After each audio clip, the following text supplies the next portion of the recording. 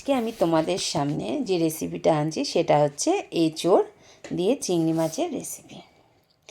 তো এঁচোড়ের তো সবাই জানো, এঁচোড়কে অনেকে কী বলবো গাছের মাংস বলে, যেটাকে সহজ কথায় গাছ পাঠা বলা হয়, কারণ এর টেক্সচারটা অনেকটাই মাংসের মতো।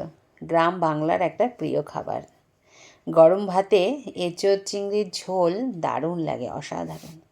তোমরা এঁচোড় কী কী দিয়ে রান্না করো, কেমনভাবে রান্না করো, অবশ্যই আমাকে একটু কমেন্ট করে জানিও। তা আমি কিভাবে রান্না করি সেই রেসিপিটা তোমাদের কাছে শেয়ার করছি। পুরো ভিডিওটা দেখার অনুরোধ রইল। চলো আমি শুরু করলাম আজকে এঁচোড় চিংড়ি রান্না এবং পুরো রেসিপিটা আমি কিভাবে করছি তোমাদের কাছে পুরো ভিডিওটাই তুলে ধরলাম। পরপর দেখতে থাকো, সঙ্গে থাকো।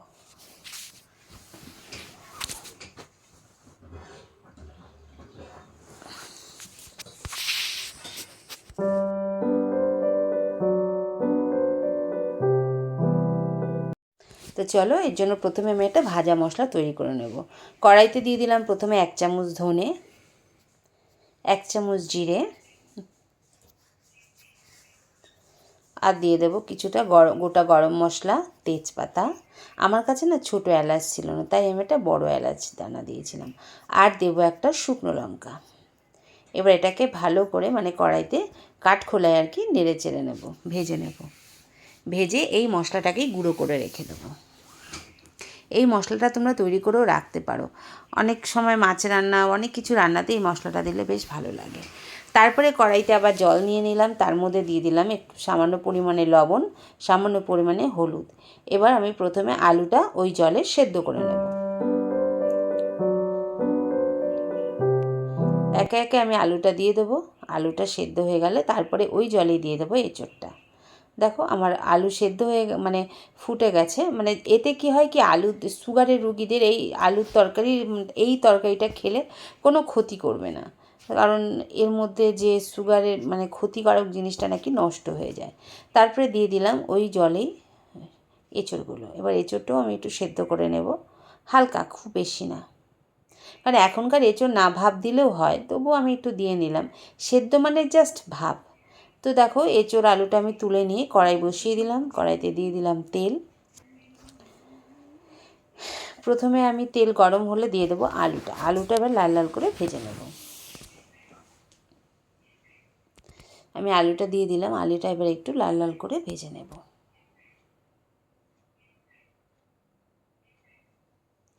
চিংড়ি মাছ তোমরা যাতেই দেবে তার টেস্টই অসাধারণ হয়ে যায়। আর এঁচোড় চিংড়ি করতে আমার কী লাগছে দেখো, পেঁয়াজ, রসুন বাটা, এখানে হচ্ছে আদা, রসুন, একটু পেঁয়াজ বাটা আছে, এটা কাঁচা লঙ্কা বাটা আছে, এটা টমেটো বাটা রয়েছে। আর নিয়েছি 1 চামচ ধনে গুঁড়ো, 1 চামচ হলুদ গুঁড়ো, 1 চামচ লঙ্কার গুঁড়ো। আর ওই পাশে দেখলে ওটা হচ্ছে জিরের গুঁড়ো ছিল, জিরে বাটা, জিরেটা আমি মিক্সিতে বেটে নিয়েছিলাম। আর এদিকে আমার আলুটা ভাজা হয়ে গেছে, আলুটা তুলে নিলাম এবং ওই তেলেই দিয়ে দেবো এবার এঁচোড়টাও আমি একটু হালকা করে ভেজে নেব। নিরামিষ এঁচোড়ও খুব ভালো লাগে। আবার আজকে চিংড়ি মাছ ছিল অল্প বলে চিংড়ি মাছ দিয়ে এঁচোড়টা করলাম। পেঁয়াজ রসুন ছাড়াও এঁচোড় ঘি গরম মশলা দিয়ে জিরে আদা বাটা দিয়েও এঁচোড় ভালো লাগে। আবার তোমার পেঁয়াজ রসুন দিয়ে শুধু করলেও ভালো লাগে। চিংড়ি মাছ দিয়ে যে যেমনভাবে ভালোবাসে, এঁচোড় সব কিছুতে যায়, রুটি ভাত সব কিছুর সাথে এঁচোড় খাওয়া যায়। এই দেখো এঁচোড়টাকে আমি ভেজে নিলাম, এবার তুলে নেব।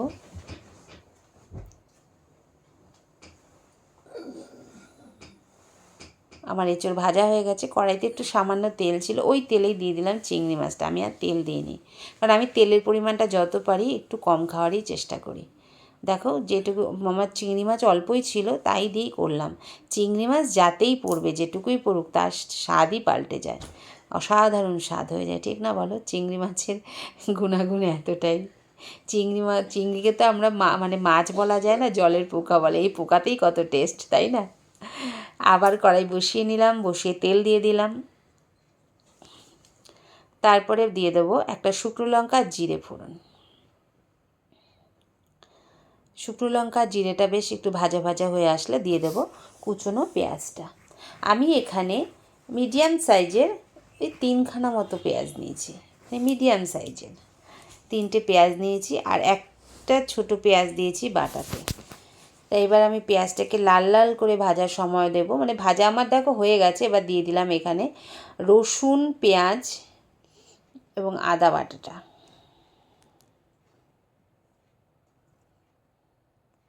এটা দিয়ে কিছুক্ষণ কষিয়ে নেব। কষানো হয়ে গেলে এর মধ্যে দিয়ে দেব কাঁচা লঙ্কা বাটা, 1.5 চামচ মতো দিলাম। আর খুব ঝাল হলে ভালোও লাগবে না, আর আমি তো কোনো লঙ্কার গুঁড়ো ইউজ করি না জানোই, তার জন্য 1.5 চামচ মতো দিলাম। কারণ আমার এখানে এঁচোড় আছে প্রায় 600 থেকে 650। তারপরে মশলাটাকে কষিয়ে নিয়ে এর মধ্যে দিয়ে দিলাম জিরে বাটা, তারপরে একটু ধনে গুঁড়ো, হলুদ গুঁড়ো, লঙ্কার গুঁড়ো, একে একে সব ঘরোয়া মশলাগুলো দিয়ে দেবো। একটু সামান্য জল দিলাম, কারণ পোড়া পোড়া লেগে যাচ্ছিলো তাই।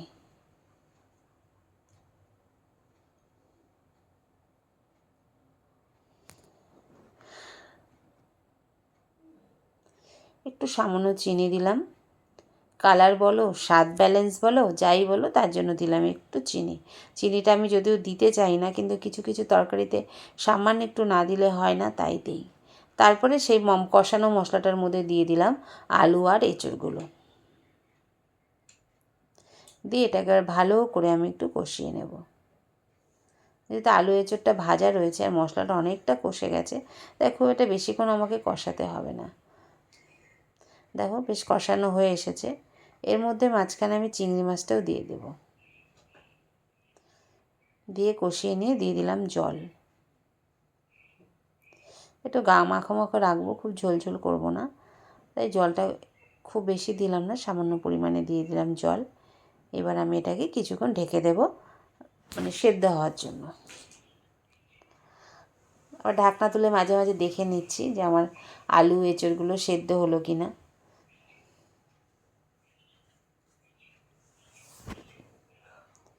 দেখো আলুটা আমার সেদ্ধ হয়ে গেছে। এঁচোড়টা কারণ আমি ভাপ দিয়ে নিয়েছি, আবার ভেজেছি, আর এখন তো নতুন কচি এঁচোড়, এখনকার এঁচোড় খুব তাড়াতাড়ি সেদ্ধ হয়ে যাবে। আমার এঁচোড়ের তরকারি হয়ে গেছে। চিংড়ি মাছ খুব পরিমাণে কম ছিল বলে খুবই কম দেখা যাচ্ছে, কিন্তু স্বাদটা হয়েছিল দারুণ। ওইটুকু চিংড়ির স্বাদই অসাধারণ। দেখো আমার এঁচোড় চিংড়ি রেডি হয়ে এসেছে। এবার এর মধ্যে দিয়ে দেবো ওই যে ভাজা গুঁড়োর মশলাটা করে রেখেছিলাম ওটা, আর দেবো একটু গরম মশলা, আর দেবো সামান্য একটু ঘি।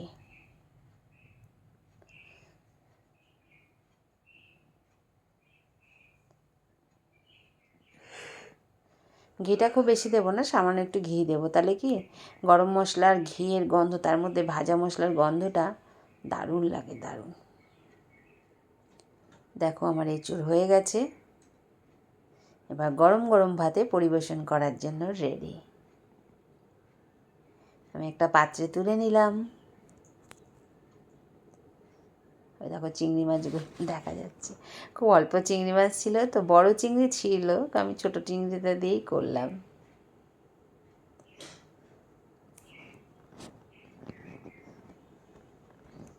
তো চলো আমার এঁচোড় চিংড়ি রেডি। তোমরা কে কেমনভাবে করো আমাকে একটু কমেন্ট করে জানিও। আমি যেভাবে করলাম সেটাই তোমাদের সামনে তুলে ধরলাম। তোমাদের যদি ভালো লেগে থাকে আমার আজকের ভিডিওটা, একটা লাইক করো, কমেন্ট করো এবং সাবস্ক্রাইব করতে ভুলো না। চ্যানেলটা সাবস্ক্রাইব করো, যারা নতুন তারা চ্যানেলটাকে সাবস্ক্রাইব করো আর শেয়ার করো। আর সাবস্ক্রাইব করার সময় অবশ্যই বেল আইকনটা টিপে দিও, তাহলে আমার নতুন নতুন ভিডিওর রেসিপি নোটিফিকেশান তোমাদের সামনে পৌঁছে যাবে। সবাই ভালো থেকো, সুস্থ থেকো। আবারও দেখা হবে নতুন একটা ভিডিওতে, নতুন একটা রান্নার সাথে। আমি গরম গরম ভাতে এঁচোড় পরিবেশন করে দিলাম। আবারও বলি সবাই ভালো থেকো, সুস্থ থেকো।